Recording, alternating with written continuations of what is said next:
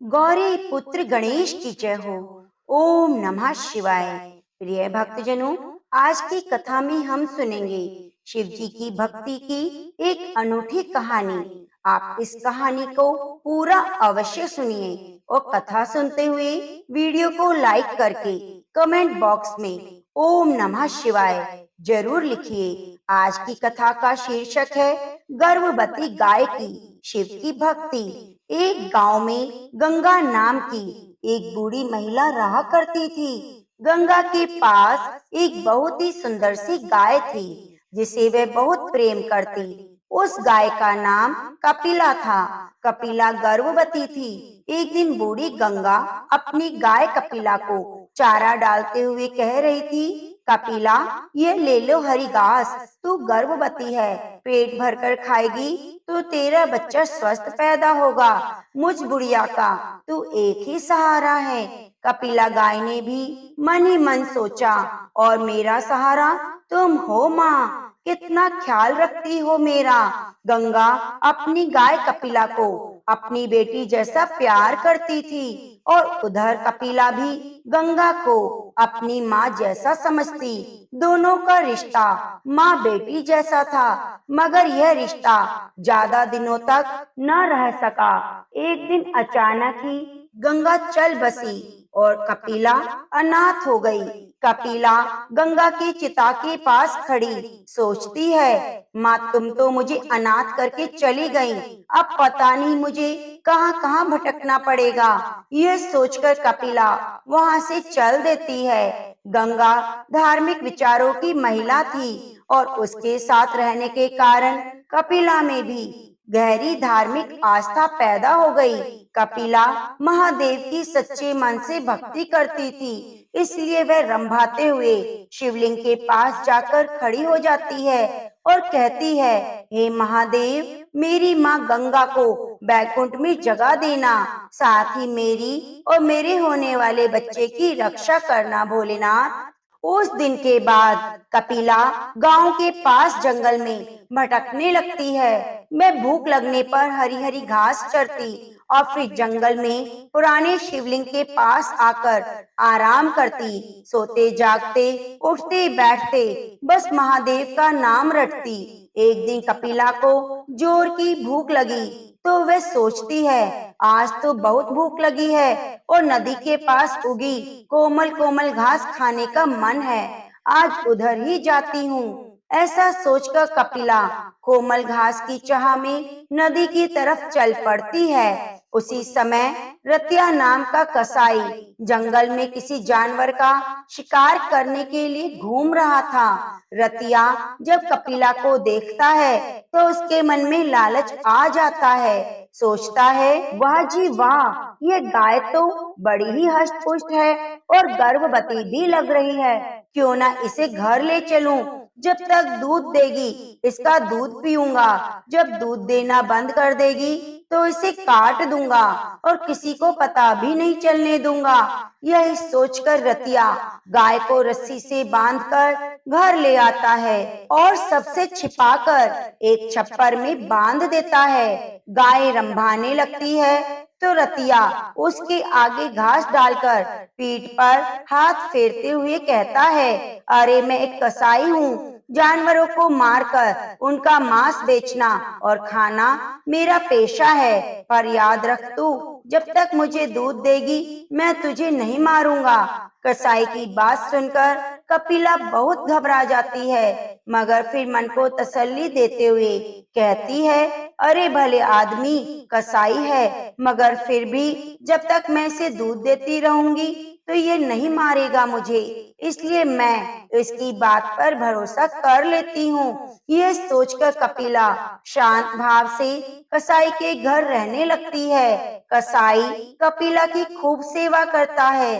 पौष्टिक आहार देता है। इस कारण कुछ ही दिनों में कपिला की सेहत और भी अच्छी हो जाती है। यह देख कपिला खुश होती है और मन ही मन सोचती है, यह कसाई मेरा बहुत ख्याल रखता है। जब मेरा बच्चा जन्म लेगा और मेरे थन में दूध उतरेगा तब मैं इस कसाई को दोनों वक्त बाल्टी भर भर के दूध दूंगी। मगर रतिया एक कसाई था और इसी कारण उसे हर जानवर में बस मांस दिखता था। वह अपने घर कोई जानवर पालता भी तो काटने के लिए।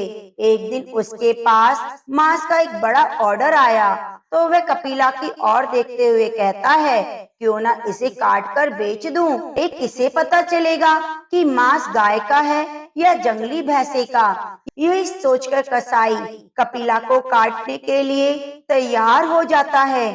कपिला थर थर कांपते हुए महादेव को याद करती है और कहती है, हे महादेव, मैंने आपकी भक्ति सच्चे मन से की, मेरी भक्ति की लाज रखो। भगवान और इसका कसाई से मेरी और मेरे गर्भ में पल रहे मेरे बच्चे की रक्षा करो।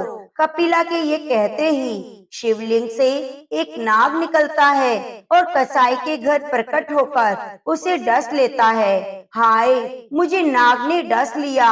अरे, गाय को काटने की बात सोचकर मैंने बहुत बड़ा पाप किया।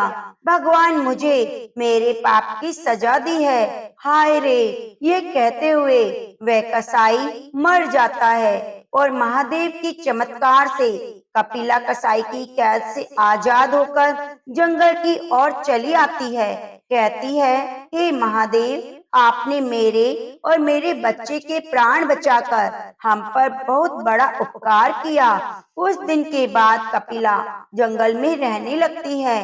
धीरे धीरे बच्चे को जन्म देने का समय निकट आता है तो कपिला का घूमना कम हो जाता है। वे एक पेड़ के नीचे आराम करती है, उसी के आसपास चर लेती है। वह हर समय अपने होने वाले बच्चे के बारे में सोचती है।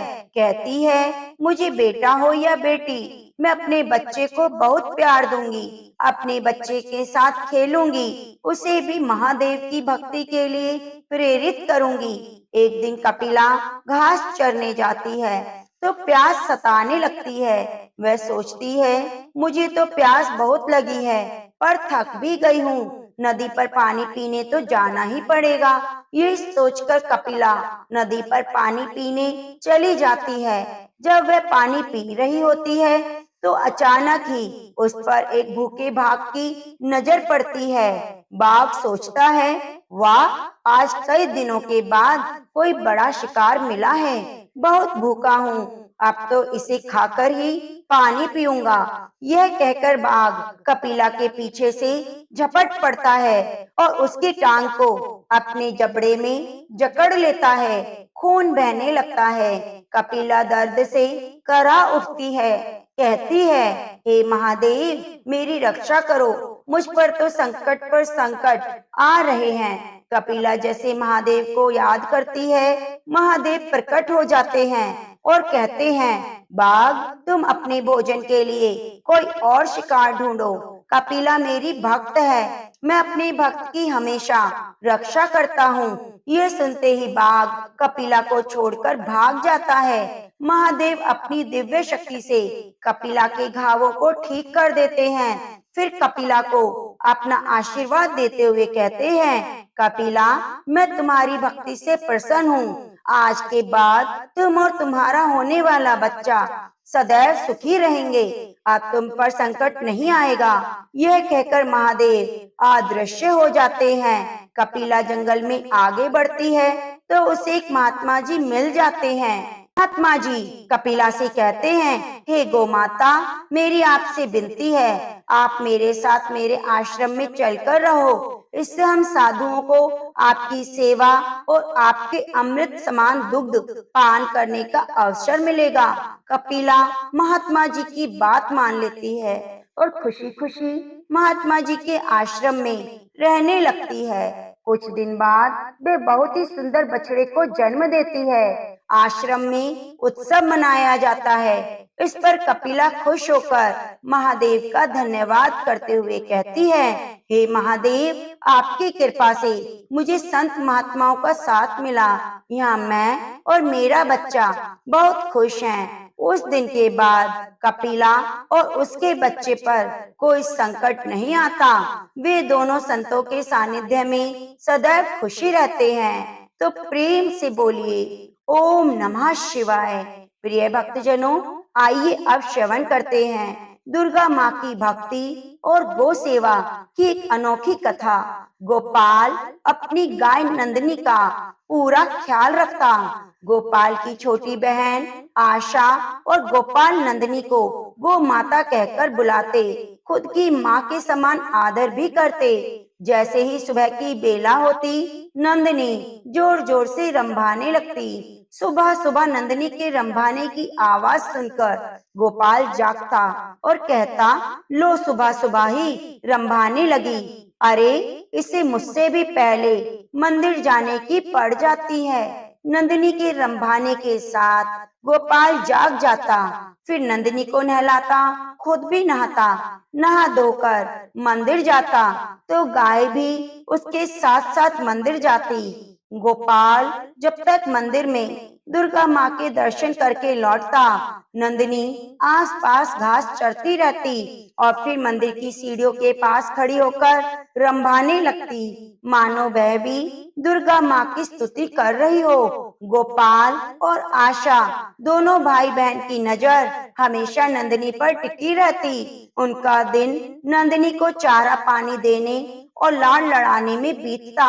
एक दिन आशा ने गोपाल से कहा, भैया, हमारा घर नंदिनी के कारण चलता है। देखो ना, जब से इसने दूध देना बंद किया है, आमदनी कम हो गई है। गोपाल बोला, अरे पगली, तू चिंता क्यों करती है? बस 2-3 महीने की बात है, घर में फिर से दूध की नदियां बहने लगेगी। गांव के धन्नू लाला और उसकी पत्नी सरला की नजर काफी दिनों से गोपाल की गाय पर टिकी थी। वे शहर में एक डेयरी चलाते थे, इसलिए उन्हें आए दिन नई नई गाय खरीदने की जरूरत होती थी। एक दिन सरला धन्नू से कहती है, मैं तो कहती हूँ किसी भी तरह गोपाल की गाय खरीद लो, वे दोनों टाइम बाल्टी भर भर के दूध देती है। धन्नू बोला, अरे सरला, वह गाय तो मुझे भी पसंद है, मैं लेकर रहूंगा। एक दिन गोपाल अपनी गाय के साथ दुर्गा माँ के मंदिर से लौट रहा था तो अचानक ही धन्नू लाला रास्ते में आ गए और कहते हैं, क्यों बे गोपाल, तेरी गाय 7 महीने की गर्भवती है ना? हाँ लाला जी, तो उसे मुझे तू बेच दे, मैं अच्छा दाम दूंगा तुझे। धन्नू लाला जैसे ही गाय की बेचने की बात कहते हैं, गोपाल का तो दिमाग गर्म हो जाता है और वह कहता है, आपको गाय बेच दूं, यह जानते हुए भी कि आप गायों के स्तन से सारा दूध निचोड़ लेते हैं और वो दूध देना बंद कर देती है, तो सड़कों पर गंदगी खाने के लिए छोड़ देते हैं। धन्नू लाला कहने लगे, बिना दूध वाली गाय को घर में रखकर क्या करें? पर लाला, मुझे अपनी गाय नहीं बेचनी। यह कहकर गोपाल अपनी गाय को लेकर निकल जाता है। धन्नू लाला क्रोध में बड़बड़ाते हुए कहता है, अब तेरी नंदिनी तो गई समझो। एक दिन गोपाल मंदिर में दुर्गा माँ की पूजा अर्चना करके जब मंदिर से बाहर आया तो हैरान हुआ, अरे नंदिनी कहाँ गई? इस समय तो वह हमेशा मंदिर की सीढ़ियों के पास खड़ी होती थी। मंदिर के पुजारी भी उससे कहते हैं, अरे गोपाल बेटा, इतना परेशान मत हो, यही आसपास चल रही होगी, ढूंढ लो उसे। गोपाल नंदिनी को मंदिर के आसपास सब जगह ढूंढता है, मगर नंदिनी कहीं नहीं दिखाई देती। गोपाल सोचता है, नंदिनी अचानक कहाँ चली गई? पहले तो उसने कभी ऐसा नहीं किया। आशा को जब नंदिनी के अचानक खो जाने के बारे में पता चला तो उसकी आंखों से आंसू निकल पड़े। वह बोली, भैया, मैं नंदिनी के बिना नहीं रह सकती, उसे ढूंढ कर लाओ। गोपाल आशा को समझाने लगा, रो मत बहन, हमारी नंदिनी जरूर मिलेगी। एक के बाद दो, दो के बाद 4, ऐसे ही कई दिन बीत गए पर नंदिनी का पता ना चला। आशा नंदिनी की चिंता में खाना पीना छोड़ देती है। गोपाल बहुत समझाता है पर वह नहीं समझती। आशा कहती है, मैं क्या करूं भैया, मुझे भूख नहीं लगती, हर समय नंदिनी की याद आती है। गोपाल भी उदास होकर कहता है, उसे तो मैं भी भूल नहीं पाता, पता नहीं कहाँ और किस हाल में होगी। एक दिन गोपाल नंदिनी को ढूंढने जाता है तो धन्नू लाला उस पर हंसने लगता है और कहता है, गोपाल बेटा, सुना है तेरी नंदिनी घर से भाग गई। गोपाल ये सुनकर गुस्से में कहता है, नंदिनी के बारे में ऐसा मत बोलो लाला, मैंने उसे अपनी माँ का दर्जा दिया है। धन्नू लाला बोला, माँ का दर्जा? पर उसने तो तुझे बेटे का दर्जा ना दिया, अगर देती तो क्या भागती? नंदिनी घर से क्या गई, उसका घर सोना ही हो गया। आशा का हाल बेहाल हुए जा रहा था। ओ गोपाल का मन भी नंदिनी के बिना हमेशा उचाट रहता। गोपाल को इस तरह उदास देखकर पुजारी जी बोले, अब बेटा ऐसे परेशान होने से क्या हासिल होगा? अगर नंदिनी कहीं मिल नहीं रही तो पुलिस थाने में रपट लिखा दो, हो सकता है पुलिस उसे ढूंढ ले। गोपाल कहने लगा, अब तो बस माँ दुर्गा का भरोसा है। पुजारी जी, नंदिनी को ढूंढे या ना ढूंढे पुलिस, पर दुर्गा माँ अवश्य ढूंढ लाएगी। पुजारी बोले, अगर तुझे दुर्गा माँ पर अटूट विश्वास है तो देखना, माँ तेरा भरोसा कभी टूटने नहीं देगी। यही सोचकर गोपाल हाथ जोड़कर माँ दुर्गा से प्रार्थना करता है, हे माँ, मेरी नंदिनी पता नहीं किस हाल में है, उसकी रक्षा करना और उसे वापस लौटा लाना। आशा भी भूखी प्यासी है। रोते रोते माँ दुर्गा के चरणों में गिर पड़ती है आशा और कहती है, हे माँ, जब तक हमारी नंदिनी घर वापस नहीं आएगी मैं अंजल ग्रहण नहीं करूंगी। आशा और गोपाल का नंदिनी के प्रति ऐसा प्रेम देखकर माँ दुर्गा बहुत प्रसन्न हुई और मूर्ति से आवाज आई, तुम चिंता मत करो बच्चों, तुम्हारी नंदिनी जल्दी घर वापस आएगी। उसी समय नंदिनी धन्नू लाला की गौशाला में कैद थी। निर्दयी ने उसे लोहे की जंजीरों से जकड़ रखा था। सरला बोली, अब हमें इसे तुरंत अपनी डेयरी में भेज देना चाहिए। पाल को इसके हमारे यहाँ होने का पता चल गया तो हवालात की हवा खानी पड़ सकती है। धन्नू लाला बोला, तुम चिंता मत करो, मेरे आदमी आज ही शहर पहुंचा देंगे। धन्नू लाला और उसकी पत्नी जैसे यह कहकर गौशाला से बाहर आते हैं, माँ दुर्गा अचानक से नंदिनी के सामने प्रकट होती है और उसे अपनी दिव्य शक्ति देती है। माँ से शक्ति मिलते ही नंदिनी लोहे की जंजीरें तोड़कर खुद को आजाद कर लेती है। सरला हैरानी से चिल्लाई, अरे ये क्या हुआ? गाय तो भाग रही है, उसे पकड़ो। अरे जाएगी तो तभी ना जब मैं इसे जाने दूंगा। यह कहकर धन्नू लाला और उसकी पत्नी नंदिनी को वापस घेरने के लिए उसकी तरफ दौड़ते हैं, मगर नंदिनी उन्हें अपने सिंग पर उठाकर पटकने लगती है। वे सोचते हैं, पता नहीं अचानक से इतनी ताकत कहाँ से आ गई इसमें। नंदिनी लाला की गौशाला से निकलकर गोपाल के घर की तरफ दौड़ने लगती है। तभी बीच में मंदिर आ जाता है। नंदिनी वहाँ खड़ी होकर रंभाने लगती है। उसका रंभाना सुनते ही गोपाल भागते हुए आता है और कहता है, नंदिनी, नंदिनी, तू आ गई। फिर जैसे ही आशा को नंदिनी के लौटने की खबर मिलती है, वह भी दौड़ते हुए आती है। आशा नंदिनी से लिपटकर कहती है, नंदिनी, मैं तेरे बिना मर गई होती, कहाँ चली गई थी? आशा यह कह रही थी, तभी पीछे से धन्नू लाला और पत्नी गिरते पड़ते मंदिर के सामने पहुंच जाते हैं। उन दोनों के हाथ पैरों में लकवा मार गया था। दोनों कहते हैं, हमें माफ कर दो गोपाल, हमने तेरी नंदिनी को चुराया, हमने महापाप किया। दुर्गा माँ ने हमें लकवे का मरीज बना दिया। गोपाल एक भला आदमी था, उसे दूसरों का दुख नहीं देखा जाता। ऐसी हालत देखकर उसे तरस आया और कहता है, लाला, गौ माता की सेवा का व्रत ले लो, माँ दुर्गा से माफी मांगो हो सकता है माँ दुर्गा तुम्हें माफ कर दे।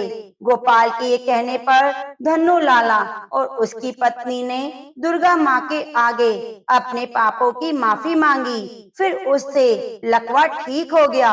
फिर उस दिन के बाद से दोनों गोपाल की तरह सच्चे मन से गोमाता की सेवा करने लगे। तो प्रेम से बोलिए ओम नमः शिवाय, दुम दुर्गाय नमः। प्रिय भक्तजनों, अगर आपको हमारे द्वारा सुनाई गई कहानियाँ अच्छी लगती हैं तो आप हमारे चैनल को सब्सक्राइब जरूर कीजिए और बगल में बनी घंटी को दबाना ना भूलें। आने वाली नई कथा कहानियों को जरूर जरूर सुनिए। धन्यवाद।